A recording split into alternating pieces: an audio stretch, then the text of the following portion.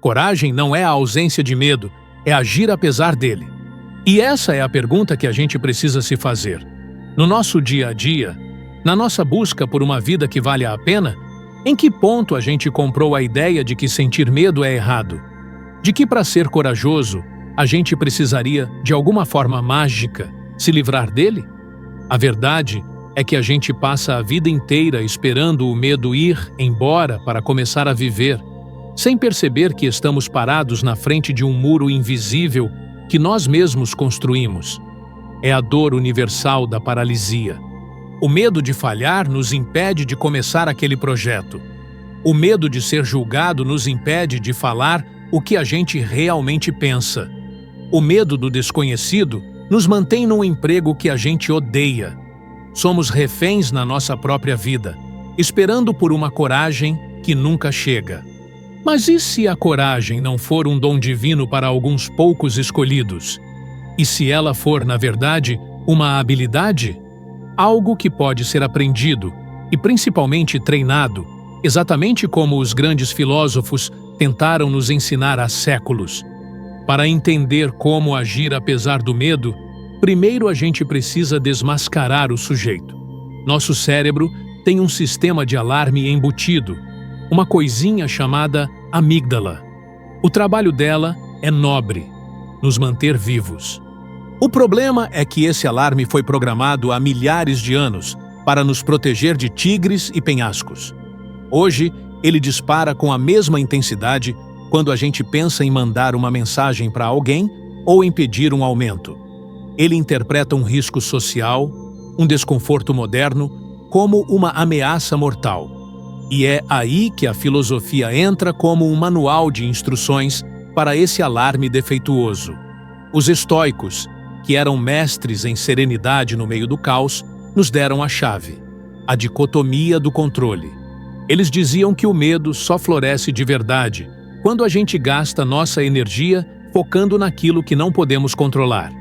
O futuro, a opinião dos outros, o resultado final, tudo isso é terreno fértil para o pânico. A revelação é que a única coisa que está, de fato, sob nosso comando são as nossas ações, o nosso próximo passo. E é só para lá que a gente deveria olhar. Com o tempo, a gente começa a perceber uma coisa ainda mais profunda. O medo não é só um alarme quebrado, ele é também uma bússola.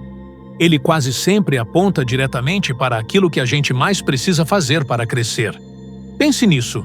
Qual é o seu maior medo no momento? Provavelmente, a coisa que você mais teme é exatamente o que vai te levar para o próximo nível.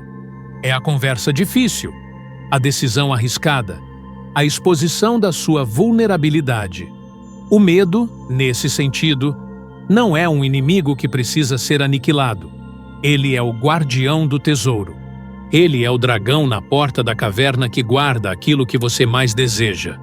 Ele não está ali para te destruir, mas para testar sua determinação. Ele te pergunta: você realmente quer o que está aqui dentro? O quanto você está disposto a se arriscar por isso? Mudar essa perspectiva é o que transforma o medo de uma barreira intransponível em um simples e até bem-vindo pedágio no caminho da evolução. E como se paga esse pedágio? Treinando o músculo da coragem. Assim como levantar peso fortalece o bíceps, pequenos e consistentes atos de coragem fortalecem nossa capacidade de agir apesar do medo. Isso não é papo de autoajuda, é neuroplasticidade. Cada vez que você age, por menor que seja o ato, você está reconfigurando as trilhas neurais do seu cérebro. Você está ensinando para aquele alarme antigo que um não em uma entrevista de emprego não é a mesma coisa que ser atacado por um tigre. A melhor estratégia para isso é o ato mínimo viável. Qual é a menor, a mais ridícula e insignificante ação que você pode tomar na direção do seu medo? Se é falar em público, não pense no palco. Pense em fazer uma pergunta na próxima reunião.